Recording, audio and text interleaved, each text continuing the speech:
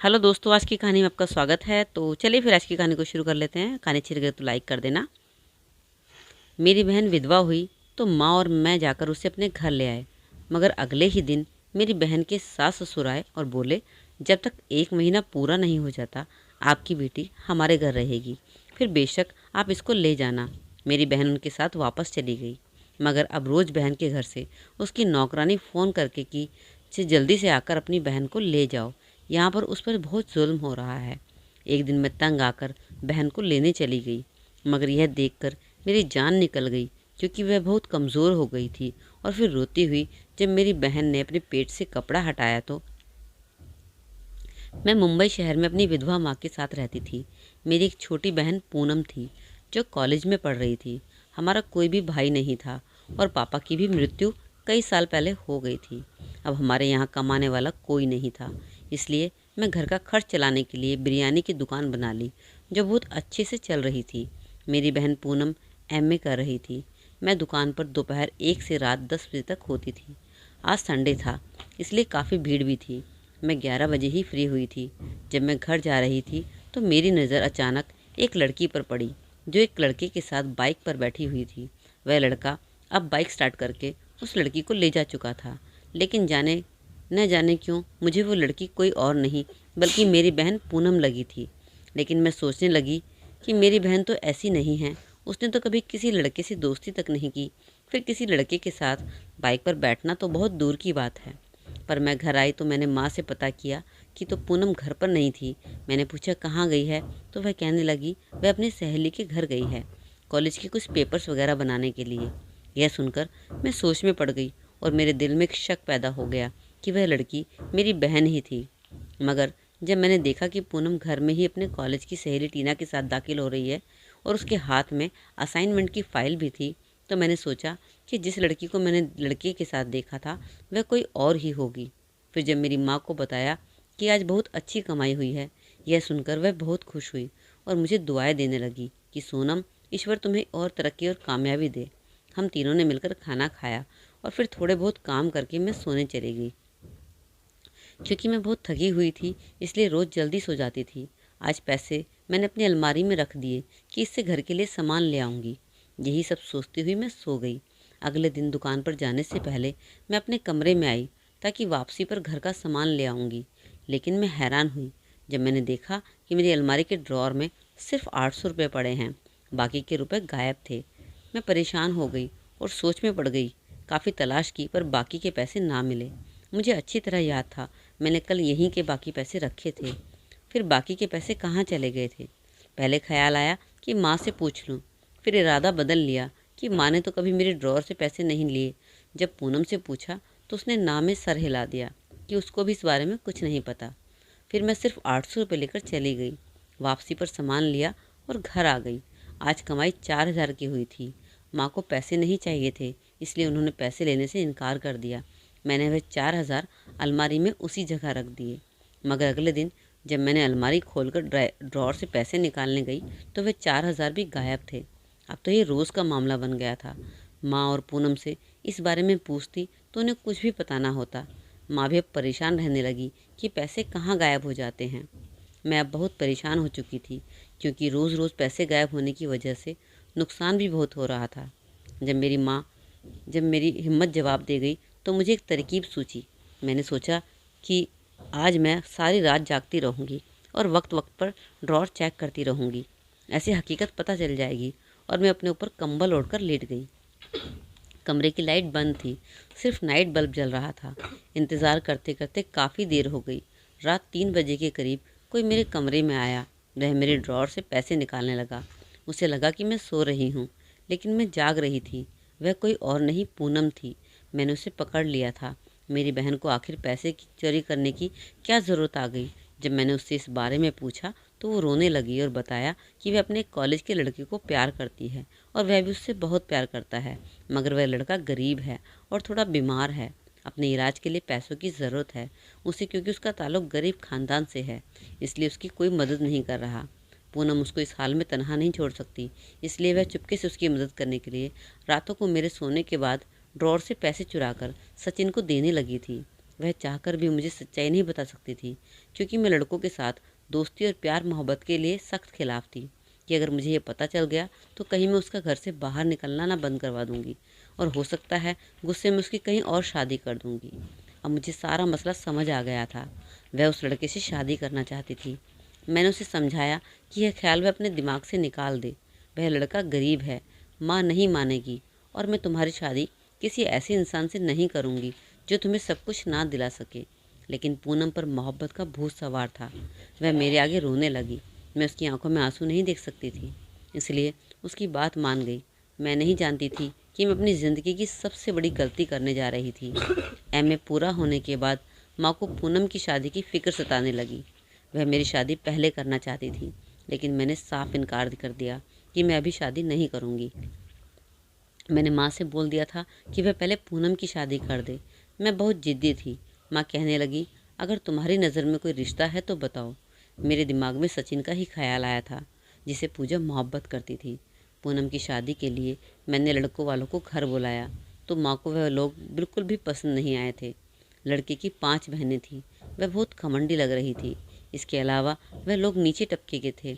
उनके मुकाबले में हमारे हालात बहुत बेहतर थे। लड़का एक स्कूल और यूनिवर्सिटी में पढ़ाता था। उसके पापा की किराए की जूते की दुकान थी।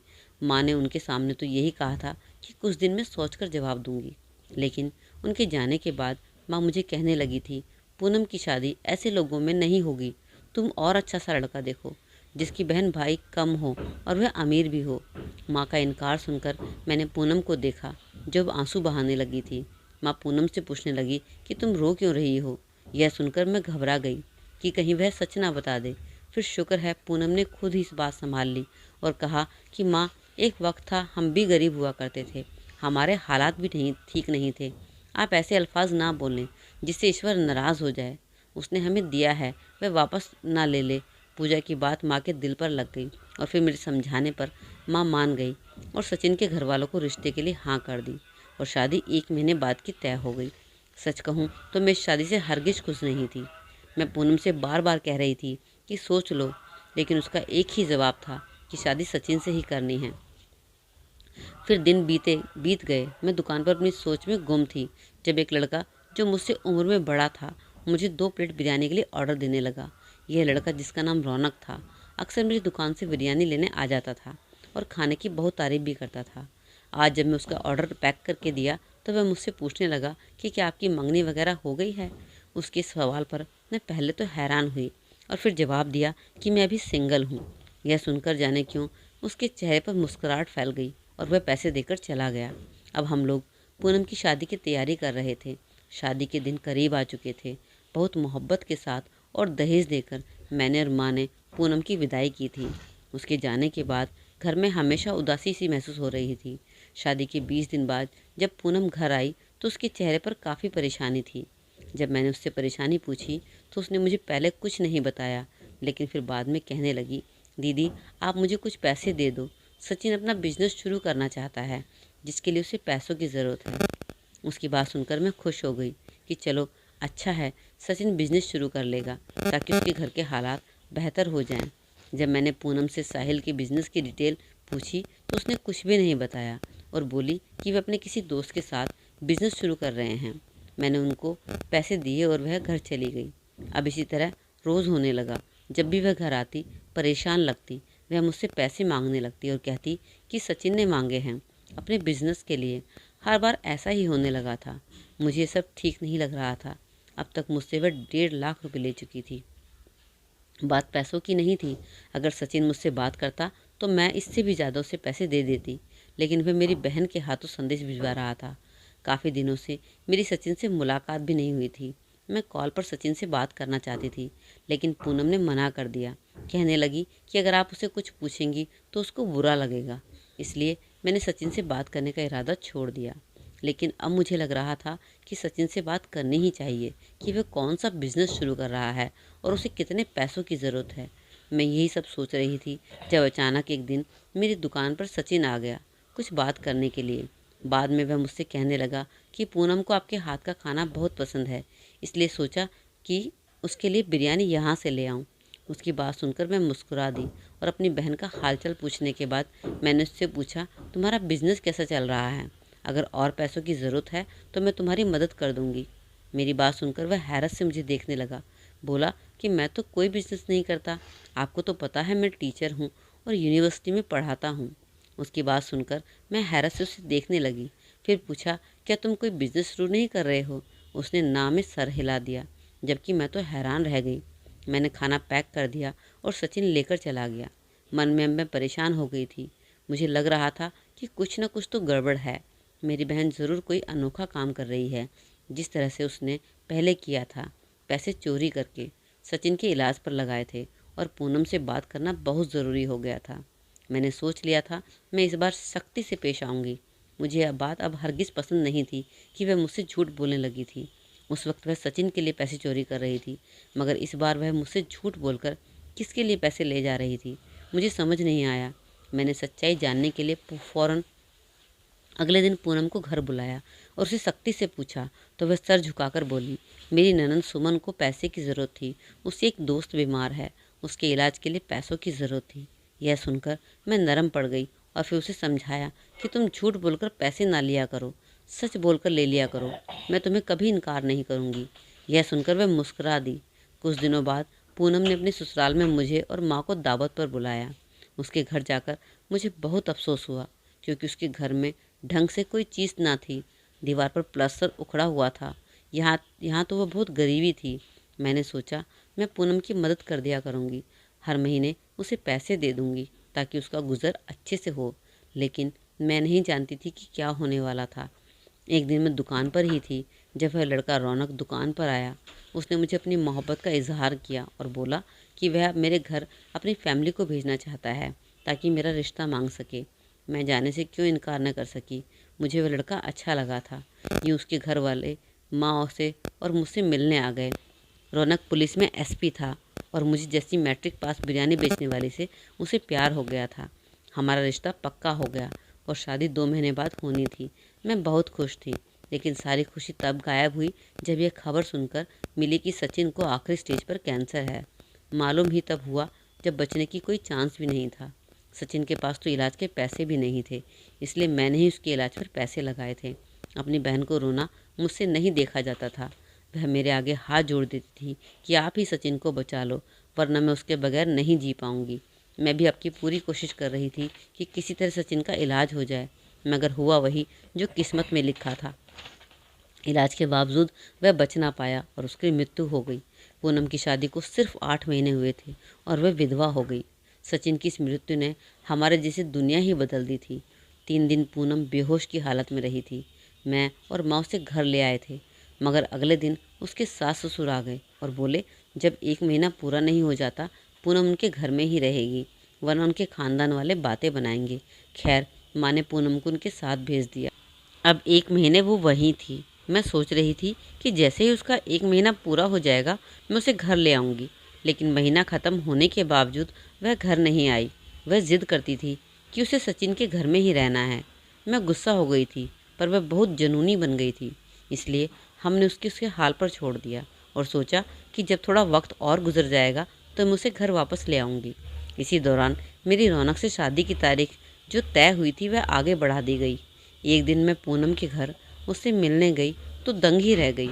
उसका घर काफ़ी बदल गया था। दीवारों पर नए कलर हो गए थे। घर में बड़ा सा फ्रिज और नया फर्नीचर भी आ गया था। मैं हैरान थी कि इन लोगों के पास इतने पैसे कहाँ से आए थे। अब तो उन्होंने 2 नौकरानी भी रख ली थी। मुझे यकीन ही नहीं आ रहा था कि ये वही गरीब लोग हैं। जब मैं पूनम से मिली तो मैं दंग रह गई, क्योंकि वह बहुत कमज़ोर भी नज़र आ रही थी। उसकी आंखों के नीचे काले धब्बे थे, रंगत बहुत पीली पड़ चुकी थी। मैं रोने लगी कि मेरी बहन की किस्मत में यह दर्द लिखा है था।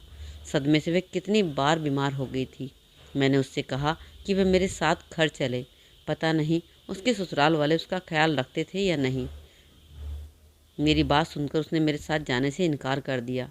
यह सुनकर मुझे उस पर बहुत गुस्सा आया और मैं उससे नाराज़ होकर अपने घर चली आई। मैंने सोचा अब मैं ना पूनम से मिलने जाऊंगी और ना ही फ़ोन करूंगी। वह मेरी कोई भी बात नहीं मानती। 1 महीना गुजर गया और मैंने उससे कोई भी ताल्लुक़ नहीं रखा था। एक दिन उसका कॉल आने लगा तो मैंने मुस्करा दी लगता है उसकी कॉल ठिकाने आ गई है। जब मैंने फ़ोन उठाया तो दूसरी तरफ कोई और था। वह पूनम के घर की नौकरानी थी। वह बड़े धीरे से कहने लगी, दीदी अपनी बहन को इन जालिमों से बचा कर ले जाओ, वरना आपकी बहन यहाँ पर मर जाएगी। मैं बड़ी मुश्किल से आपका नंबर लेकर आपको कॉल किया है। नौकरानी की बात सुनकर मेरे पैरों तले ज़मीन ही निकल गई थी। मैं भागती हुई अपनी बहन के ससुराल पहुंची। वह अकेली थी। सास और ससुर किसी की शादी पर गए हुए थे और ननंद बाजार में शॉपिंग पर गई हुई थी। मैंने बहन की कमज़ोरी की हालत देखी तो मुझे बहुत रोना आया। वह ठीक से बात भी नहीं कर पा रही थी। जब मैंने उससे सच्चाई पूछी तो वह बोली, दीदी मेरी ननंद बहुत लालची और जालिम है। पहले मेरी ननंद मुझे फोर्स करती थी कि मैं आपसे पैसे मांगकर उनको दे दूं ताकि वह अपनी ख्वाहिशें पूरी कर सके। अगर मैंने ऐसा ना किया होता तो वह सचिन को मेरे खिलाफ भड़काएंगे, इसलिए उनके डर से मैं आपसे पैसे मांगती थी और झूठ बोलती थी कि सचिन ने मांगे हैं। सचिन के मरने के बाद मेरी ननंद मुझ पर बहुत ज़्यादा जुल्म करने लगी थी और कहा कि अगर मैं उनकी बात नहीं मानी तो वह मुझे मार देंगी। मैं बहुत डर गई थी। मैं सचिन की यादों के सहारे इस घर के कमरे में ही रहना चाहती थी, इसलिए नंदों के आगे मैं हार गई। मेरी एक ननंद एक प्राइवेट अस्पताल में नर्स थी। उसने पैसों के लालच में ही मेरा एक गुर्दा एक अमीर फैमिली को बेच दिया और अब मेरा दूसरा गुर्दा भी बेचने वाली है। मैं अब ये बहुत बीमार रहने लगी हूँ। यहाँ कोई भी मेरा ख्याल नहीं रखता। पूनम रोते हुए मुझे बता रही थी, जबकि मेरी रूह कांप गई थी जब मुझे समझ आया कि क्यों उसके घर के हालात बदल गए थे। पूजा ने बताया कि इस समय उसके सास ससुर का कोई भी कसूर नहीं है। वे अपने बेटे के गम में डूबे रहते हैं। उनको कुछ भी नहीं मालूम कि उनकी बेटियां मेरे साथ क्या करती हैं। फिर मैं फ़ौरन से पूनम को अस्पताल ले गई। मैं रौनक को अस्पताल में भी बुला लिया था और सब कुछ उसे बता भी दिया था। पूनम के चेकअप के बाद उसका इलाज शुरू हो गया था। एक गुर्दा निकलने की वजह से वह बहुत बीमार भी हो गई थी और कमज़ोर भी हो गई थी। इस पर लाखों रुपए खर्च हुए थे। यह सारा पैसा रौनक ने लगाया था। पूनम की 5 और नंदों ने अपनी ख्वाहिशों को पूरा करने के लिए जो तरीका इस्तेमाल किया था वह नाजायज़ था और बहुत बड़ा जुर्म था। रौनक ने मेरी बहन का बयान और मेडिकल रिपोर्ट के बाद केस दर्ज कर दिया और उन्हें गिरफ्तार भी कर लिया गया। अब उन सबको 7 साल की सज़ा सुनाई गई थी। मैं रौनक की शुक्रगुजार थी जिसने मेरा इतना साथ दिया था। साथ ही साथ मैं खुश भी थी कि इन 5 बहनों को उनके किए की सज़ा मिल गई थी। इंसान को कभी अपनी ख्वाहिशों को पूरा करने के लिए दूसरों का नाजायज़ फ़ायदा नहीं उठाना चाहिए। इस बात का एहसास अब इन 5 बहनों को हो चुका था। अब वह फूट फूट कर रो रही थी और अपनी गलती की माफ़ी भी मांग रही थी, लेकिन उनके गुनाह माफ़ी के काबिल नहीं थे। जो उन्होंने किया था उससे मेरी बहन की जान भी जा सकती थी।